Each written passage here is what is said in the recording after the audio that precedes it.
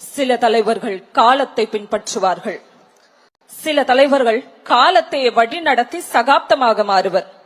மக்களின் கனவுகளை கொள்கையாக்கி, கொள்கைகளை சாதனைகளாக்கி, சாதனைகளை வரலாறாக்க இளைஞர்களின் நம்பிக்கையாய், மாற்றத்தின் மொழியாய், துணிச்சலின் குரலாய், புதிய தலைமுறையின் எதிர்பார்ப்பாய் திகழ்ந்து வெற்றியை நோக்கி பயணிக்கும் தமிழ்நாட்டின் வேகத்திற்கு பின்னால் இருக்கும் விசை நம் தமிழ்நாட்டின் மாண்புமிகு முதலமைச்சர் அவர்களை பேருரையாற்றிட அன்போடு அழைக்கிறோம்.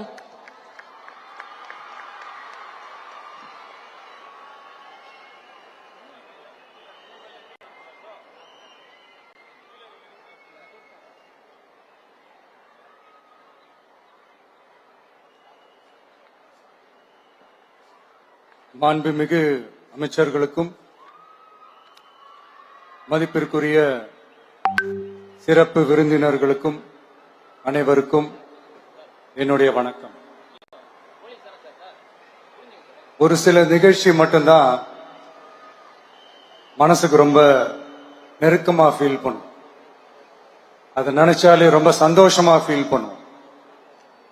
அப்படிப்பட்ட ஒரு நிகழ்ச்சி தான் இன்னைக்கு இந்த சிங்கப்பெண் சிறப்பு படைய தொடங்கி வைக்கிற இந்த நிகழ்வு.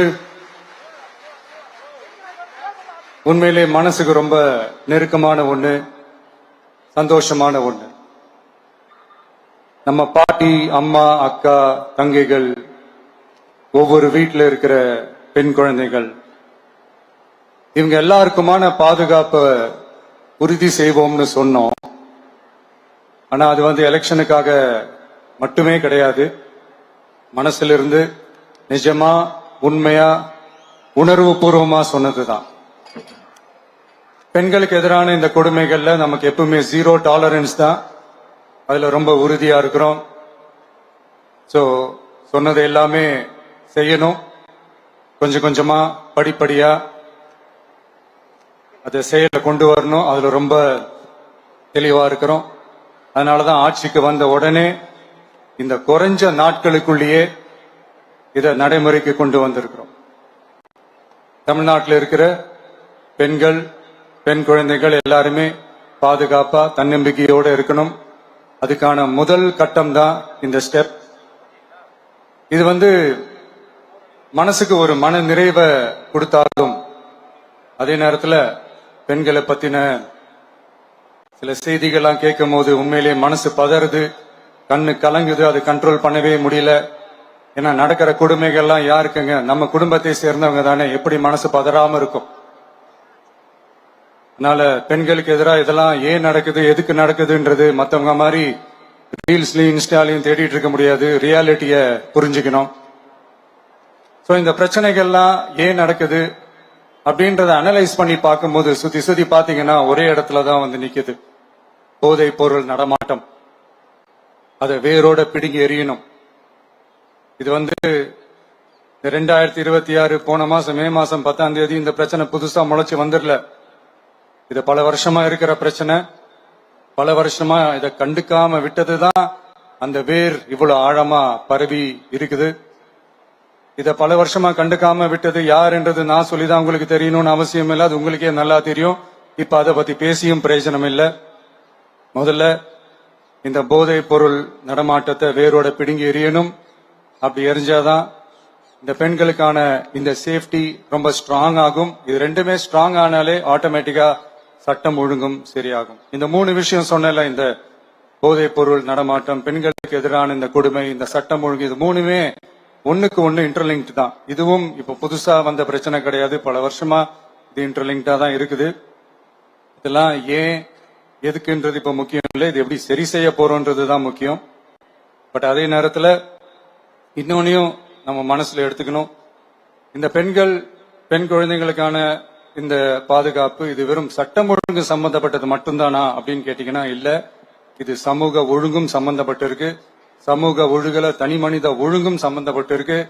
தனி மனிதன் ஒழுங்கா இருந்தாலே அந்த சமூகம் தன்னால மாறும்.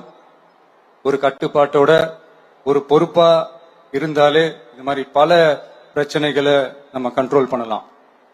படிக்கிற இடத்துல, வேலைக்கு போற இடத்துல, டிராவல் டைம்ல, ஆனா டெய்லி லைஃப்ல பயம் இல்லாம மரியாதையோட நம்ம பெண்கள் வாழணும். அதுக்கான ஒரு அட்மாஸ்பியரை நம்ம கிரியேட் பண்ணணும். அதுதான் நம்மளுடைய ஃபர்ஸ்ட் டார்கெட்டு. இவ்வளவு நேரம் நான் இதெல்லாம் ரொம்ப சாஃப்டா சொல்லிட்டு இருந்தேன். ஆனா பெண்களை தொந்தரவு செஞ்சுட்டு அப்படியே எஸ்கேப் ஆகி போயிடலாம்னு நினைக்கிறவங்களுக்கு நான் ஒரு வார்னிங்காவே சொல்றேன். பெண்கள் பாதுகாப்பை டிஸ்டர்ப் பண்றவங்க யாரா இருந்தாலும் அது சகிச்சுக்கவே முடியாது. அவங்களுக்கான தண்டனைக்கான அந்த நடவடிக்கைகள் எல்லாமே போலீஸ் டிபார்ட்மெண்ட்ல இருந்து ரொம்ப கடுமையான ஒரு தண்டனையா இருக்கும். கடுமையான ஒரு நடவடிக்கைகளா இருக்கும். அந்த தண்டனை அவங்களுக்கான அந்த சார்ஜ் ஷீட் எல்லாமே ரொம்ப ஃபாஸ்டா ஸ்பீடா அது செயல்படுத்தப்படும். என்ன ஒண்ணு, அந்த ஸ்பீட்ல நிரபராதிகள் யாரும் தண்டிக்கப்பட்டிருக்கூடாது. இதையும் காவல் அதிகாரிகள் மைண்ட்ல எடுத்துக்கணும். தப்பு செஞ்சவங்களுக்கு மட்டுமே அந்த உண்மையான கடுமையான தண்டனை கோர்ட் மூலியமா வாங்கி தரணும். அப்பதான் அதை பார்த்து தப்பு செய்ய நினைக்கிறவங்களுக்கு கூட தப்பு செய்யக்கூடாதுன்ற அந்த ஒரு பயம் வரணும். இந்த சிங்கப்பெண் சிறப்பு படைக்காக நம் அரசு சார்பாக முதற்கட்டமாக 354 கோடிக்கு மேல நிதி ஒதுக்கப்பட இருக்கு. இந்த திட்டத்தோட இரண்டாவது கட்டமா இந்த படைக்காக மட்டுமே 2500 புதிய பணியிடங்கள் உருவாக்கப்பட உள்ளது. பெண்களோட பாதுகாப்பை ஸ்ட்ராங் பண்றதுக்காக மாடர்ன் ஃபெசிலிட்டிஸ் இருக்கிற வாகனங்களும் நவீன உபகரணங்களும் தொழில்நுட்ப சாதனங்களும் அலாட் செய்யப்பட இருக்கு. ஆல்ரெடி உமன் சேஃப்டிக்காக செயல்படுற அமைப்புகளுக்கு அடிஷனல் ஸ்ட்ரென்த் அண்ட் சப்போர்ட்டா இந்த சிங்கப்பெண் படை செயல்படுங்கிறத மீண்டும் வலியுறுத்தி சொல்ல விரும்புறேன். பெண்களுக்கு எதிரான குற்றங்கள் நடக்கிறதுக்கு முன்னாடியே அதை தடுக்கிற காவல் நடவடிக்கையில இந்த படை முக்கிய பங்கு வகிக்கும். ஃபீல்ட் ஒர்க்ஸ் அண்ட் பிரிவென்டிவ் ஆக்ஷன்ஸ்ல இந்த படை ஈடுபடுறதால அனைத்து மகளிர் காவல் நிலையங்கள் எல்லாம் வழக்கு விசாரணையிலும் குற்றவாளிகளுக்கு தண்டனை வாங்கி தர்றதிலையும் இன்னும் அதிக கவனம் செலுத்த முடியும். பெண்களை ஃபாலோ பண்றது, பாலியல் தொல்லை தர்றது, டார்கெட் பண்ணி திரும்ப திரும்ப தொந்தரவு செய்யறது, பெண்கள் கடத்தல் முயற்சி, பப்ளிக் பிளேஸ்ல அசிங்கமா நடந்துக்கிறதுக்கு பஸ்ல தொல்லை தர்றது, கூட்டத்துல பெண்களுக்கு தொல்லை தர்றதுன்னு இது மாதிரி தப்ப தடுக்கிறதுல ரொம்ப முக்கியமா இந்த சிங்கப்பெண் படை செயல்படும். பெண்களுக்கு எதிரான குற்றங்களை தடுக்க நடவடிக்கை எடுக்க இந்தியாவிலேயே முதல் முறையாக ட்ரோன் வாயிலாக பெட்ரோல் முறை அறிமுகப்படுத்தப்படும். நம்ம வீட்டு பெண்கள் அவங்களோட